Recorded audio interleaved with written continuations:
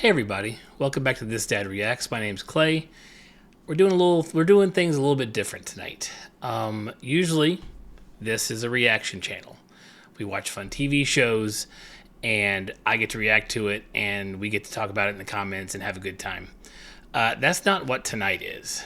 I last night went to see Weapons, and I have some stuff that I need to talk about when it comes to this movie, when it comes to what's being said about online, and when it comes to the state of horror right now as it stands this last, I don't know, decade, since that seems to be what everybody is saying whenever you're online listening to reviews. And I went with Corey, my buddy, who used to be on this channel, and before then, him and I used to do a review podcast before podcasting was cool of movies and TV shows. So while I don't have any fancy creds when it comes to, going to opening nights or red carpet events or anything, I have been doing this for a long time as a fun hobby on the side. So I have reviewed movies before. I have watched movies critically before. I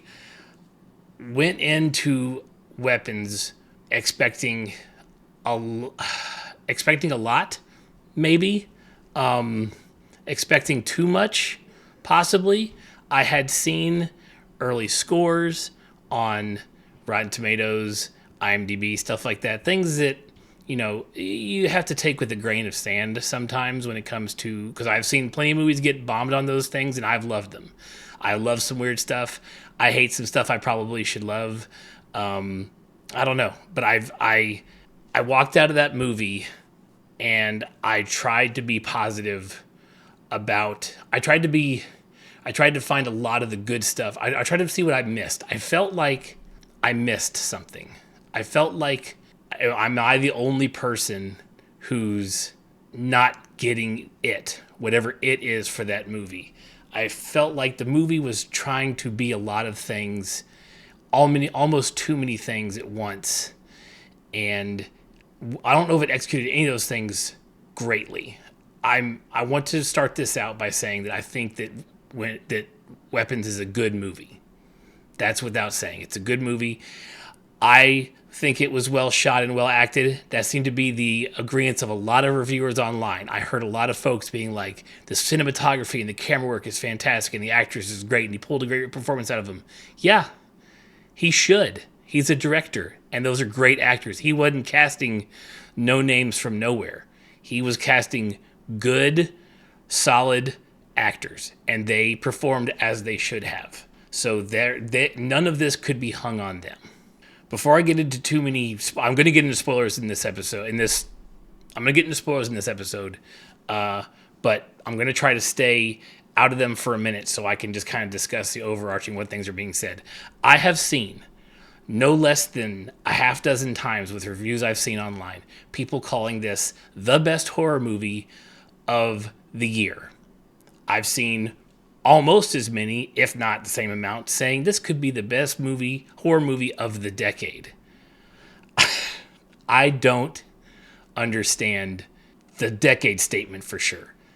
And this year statement, we had Sinners come out this year. And I would rank Sinners well above Weapons. And some of you are screaming at the TV right now that Sinners isn't a horror movie. Well, I would beg to differ that this isn't a horror movie either. I would say that horror would be third in line behind suspense and thriller, maybe, because of numerous reasons that I will get into later. But for the decade, there's no way. The last decade of horror, like, I know that horror always sits in this, like, the genre is going to go away. It's the old times, or it's not as good as it used to be, or horror isn't what it used to be. And there's just always this fear that the horror genre is going to go away. Even though the horror genre by design can be made very cheaply and the box office to cost difference is astronomical. If you even are a tiny hit, you've made your production budget well over multiple times. So they're almost always a good bet for a movie studio to go to. And in the last decade, A24 has come out of I don't know if they came out of nowhere because I don't know their entire history, but A24 has been like the place to go. Like it used to be back in the 2000s where you'd see like, what was it with the gears? Blumhouse or something? If I saw a movie, I didn't know who made it, and Blumhouse ranked up, and I'm like, this is going to be good. This is going to be good. It's Blumhouse. We're gonna be okay. So it's A24 kind of has that. You see that those letters come up and numbers come up, and you're like, I got this. This is going to be a fantastic movie. It's going to be something, or it's going to at least be something original that I didn't see. But in this year, you've got Sinners that came out this year, right? But in the last decade, you have, and this is a tiny, tiny list that I threw together quickly when making notes on this. You have got Hereditary. You've got Us. You've got Get Out. You've got A Quiet Place. You've got Brightburn, Midsummer, Annihilation, Heretic, The Substance that was just last year. It Follows, and that is just a tiny, tiny portion of horror movies or at least suspenseful, scary thrillers that have come out in the last decade. And to say that this one is the best of all of them, I do not see where that is coming from. And I want to. Like, this shirt may just be what this episode of my show is an old guy yelling at the clouds. And it just may be that. But I want to get it. And I feel like all the reviews I watched were people trying to explain what they were getting, and they weren't getting to it. And I remember leaning over in the movie about 50 minutes in, and I was like, boy, I'm ready for this movie to start. And that's not normal for me when watching a movie, or especially when I'm enjoying it. So before I go into a lot of spoilers and a lot of deep dive into the issues I had with it, let me get to another positive. I mentioned camera and actors. Everybody has mentioned that. I also want to mention that this movie isn't another reboot or the same cast 20, 30 years later. But that's the only positive I have. I don't like reboots necessarily all the time. I didn't mention 28 Years Later, A, because I haven't seen it yet. B, because I don't know if it's any better. And it's a reboot, so I don't think it's really fair. All of that being said, the fact that it's original and the fact that it's new horror or new suspense thriller horror, whatever this genre could be, it doesn't make the excuse for incomplete storytelling. And that's what I kind of think this movie ends up being, because I feel like there's a lot of story to tell, and that he wanted to tell a whole bunch of story and tie a bunch of things together. Maybe, but it didn't come off that way. It was too much, so nothing came about of it. So I don't want to be the lone voice on the internet hollering that this movie isn't the greatest thing since sliced bread, which is what everybody's saying. But I feel like I'm going to be in the minority of folks talking about this and having an issue with it. And I feel like a lot of the reviewers, this was the undertone to their review.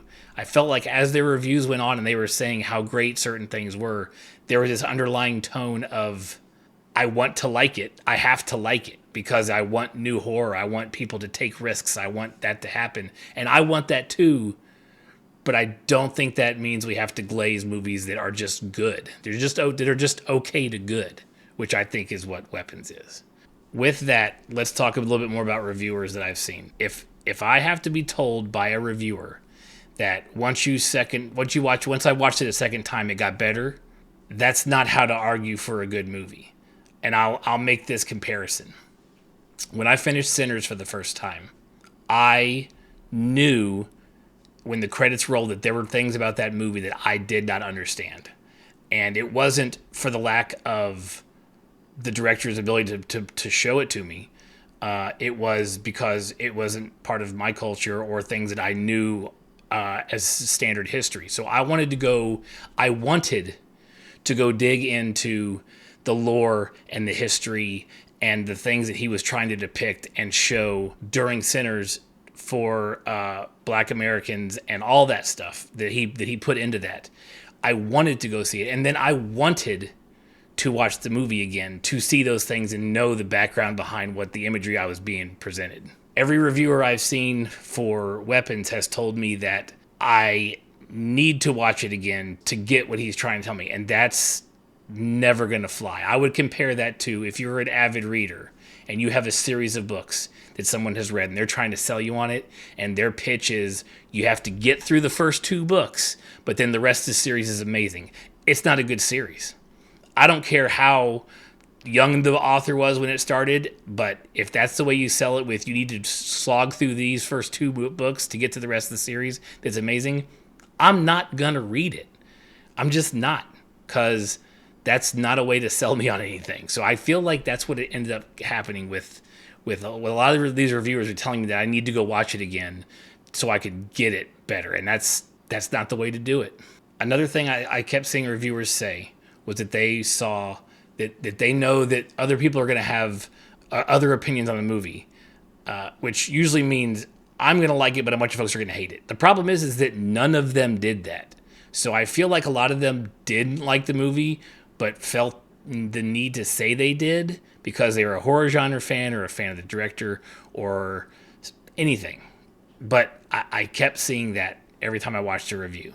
From this point on, we're going to hit some spoilers. So if you have not seen the movie and you want to see the movie, don't watch past this part, because I'm going to get into a lot of the plot and a lot of things that I had problems with. So if you have not watched the movie, please click away. All right, I appreciate you watching until now. If you like what you saw, make sure you subscribe. But yeah, we're spoilers from this point out. So I've broken my issues with the movie itself, the plot and everything, down into a few sections. We're going to talk themes first. So it's said through many interviews, depictions, reviews, that this story is about gun violence, more specifically gun violence in schools. It can be about vices with drug use and alcoholism and infidelity and all kinds of different vices that we see throughout the movie. It can be about grief, of course, with the loss of kids and not knowing the answers to questions. It can be about consumerism.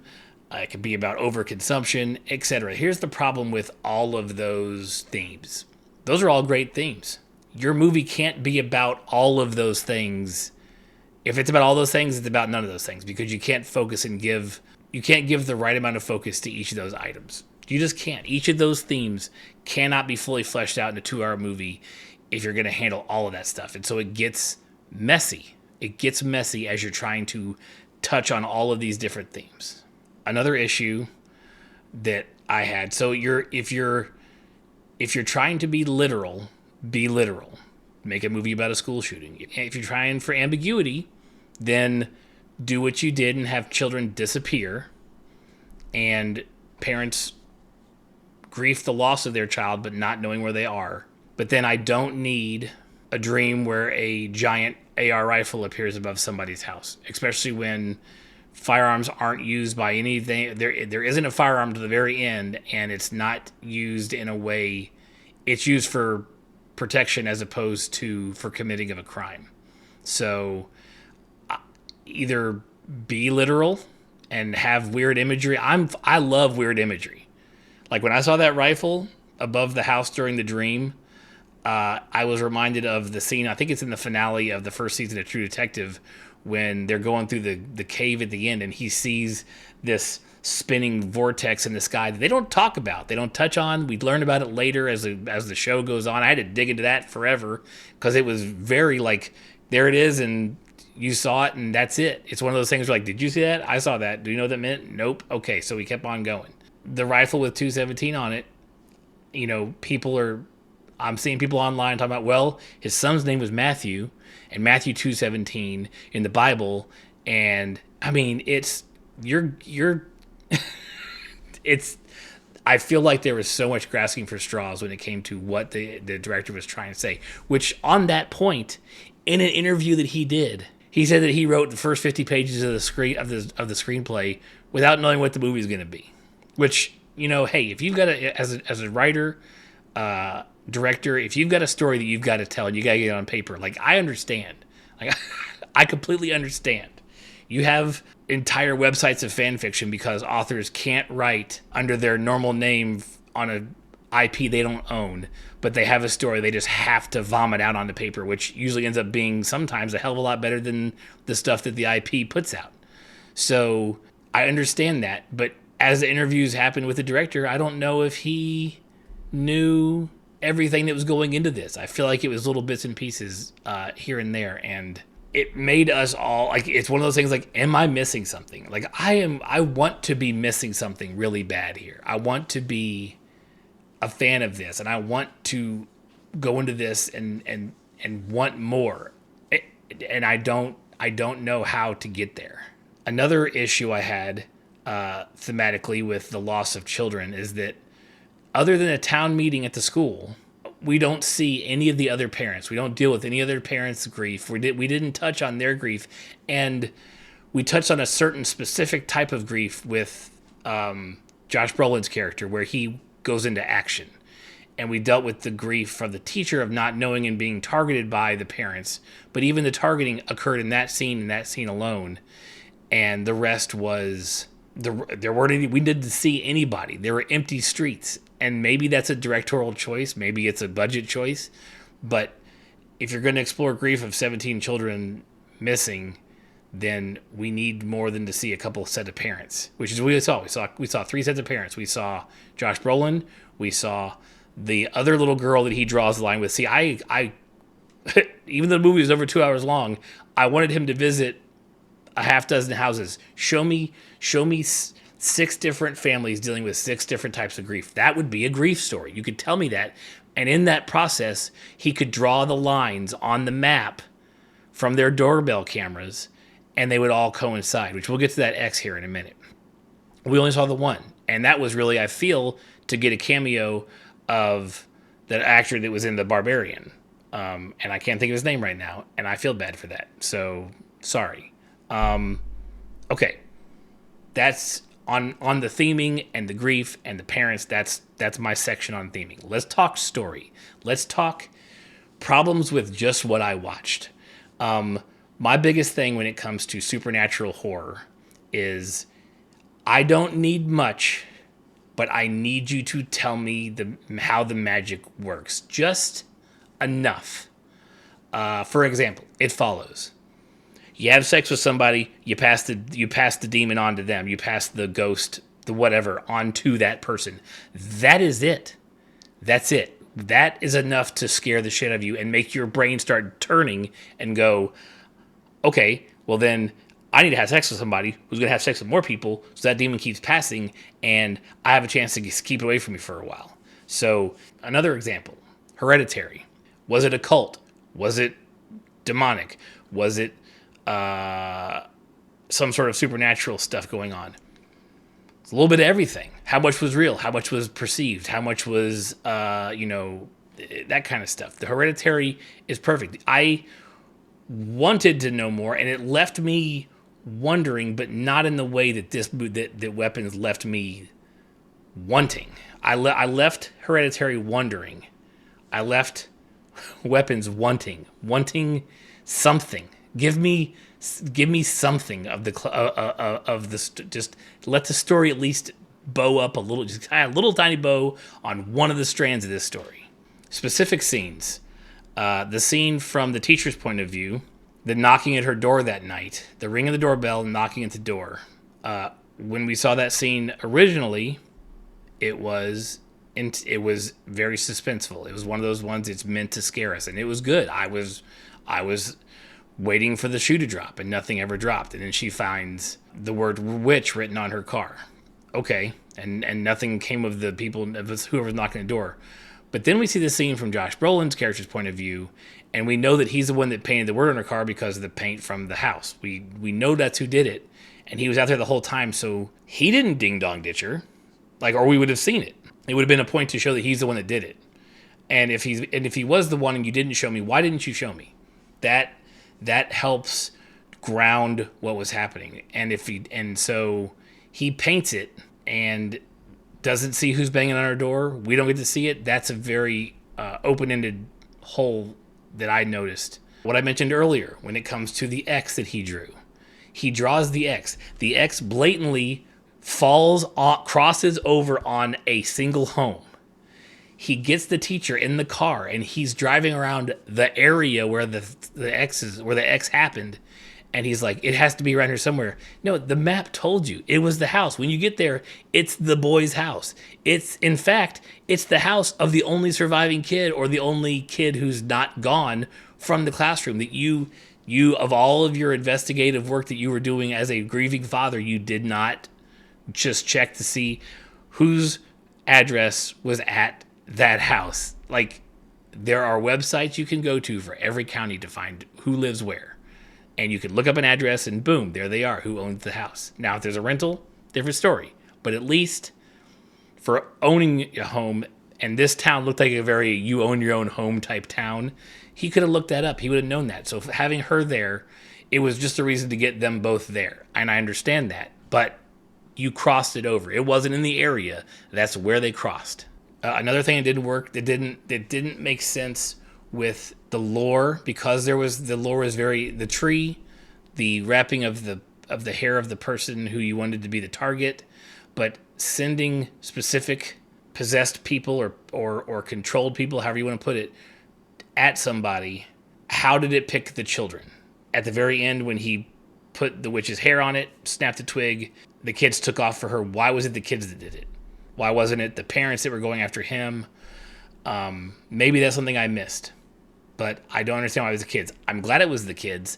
I felt like that of the scenes, we know that scene is going to be one that's talked about for a very long time with this movie. My last little bits, Gladys. We don't know what she is. I think it's fairly accepted around there that she's not really their Aunt Gladys. The parents hadn't ever seen her, hadn't seen her in 15 years. They mentioned that they don't really know what she looked like anymore. They know she looks different now because of the hair she wears and because she's sick. The actress who played her was given two choices. By the director, she could play Gladys as a human, or she could play her as a creature, and she was not to tell the director which one she chose to play as. I feel like that would be hard to direct. At the end of it is like, how am I direct? Because I honestly believe she's a creature. I think she picked creature, and I think there's a lot of things in the script that make her way older than just somebody who's in their, I don't know, 70s to 90s. It was kind of hit or miss depending on the scene when it came to how agile she was at times and how sickly she looked at times. She used words like consumption, which is like from like the 19th century, maybe early 20th century, when it comes to tuberculosis, I believe. Like, it's super old. We're talking like Doc Holliday, like, had consumption. That's the term they use, but it's tuberculosis. Like, I feel like there's tales like that made us understand that she was older than just an old person. Staying on Gladys, back to the lore, we need to know more. We need to know she's blatantly feeding off these people to stay alive. Not necessarily young, because she's not. But she initially goes to feed off the parents. That doesn't work as well. Has to have the kids, feeds off them. Okay. If you've been around for 200 years, shouldn't you know how this works? And if you've only been around for 70 to 90 years, and it's 2025, because everybody had cell phones, so it's this time frame. So you've been around since the 40s, where I using a word like consumption. That's kind of why I'm in that. Where are we with her? How old is she really? And if she is hundreds of years old, why does she not know that the parents weren't going to be enough? Is it something because of who they were, or how old they were already, or how and then the kids, she fed off of them. So why was it not known already? Why did she not go, oh no, kids always have the best souls to feed off of, or life forces to feed off of, and just start there? And also, let's just go into the fact that when you go, no one, the cops in this neighborhood, especially, I mean, we know Alden Ehrenreich's character, that cop was horrible in the first place, but like, you don't go swing back by the kid's house later, maybe just to, do a double check, and there's newspapers. Like, you never go back by that house again after the first time. You don't notice the newspapers later on. That may be weird.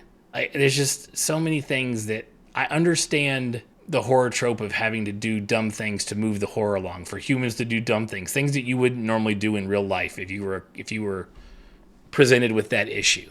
And this is getting hard to wrap up, because I want to love this movie. I want to understand it. I want to so much. I'm going to turn this recording off and I'm going to go watch Barbarian because I have not seen Barbarian yet. And I feel like I need to watch Barbarian. So after watching Barbarian, if something changes for me, I will make another video to apologize for this one.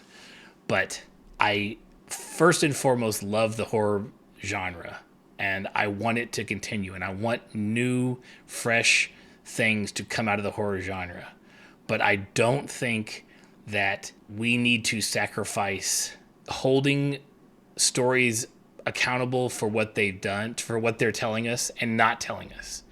I understand ambiguity. I understand leaving things open, but they should be open and they should cause discussions because we all had a great experience and want to discuss all of the things that director put us through. Not every review I saw when people were loving this, they were still talking about how they needed more information. And it was already 2.5 hours long. And I know it's hard to do chopped up chunks of time that are all kind of in the same time frame, but there's got to be a better way to tell it. Or just a little bit more exposition. There were large chunks of this movie where there wasn't any talking, and that could have been used on another scene for just a little bit of exposition, something to give us just enough to get us talking about it later. Where's the tree? Where's it come from? What's the name of the tree? Maybe an origin of the tree, location-wise, geographically, something more from Gladys. How is she getting all over town, waving at people in the woods for no reason whatsoever until he's got by the cop later when he's locked in the car? What was her point of being there? Like, no, I don't. There's a lot of it. There's a lot of issues that I have with it, and I wanted to not have those. I went into it wanting to have a fantastic and scary horror time, and I don't think I got it.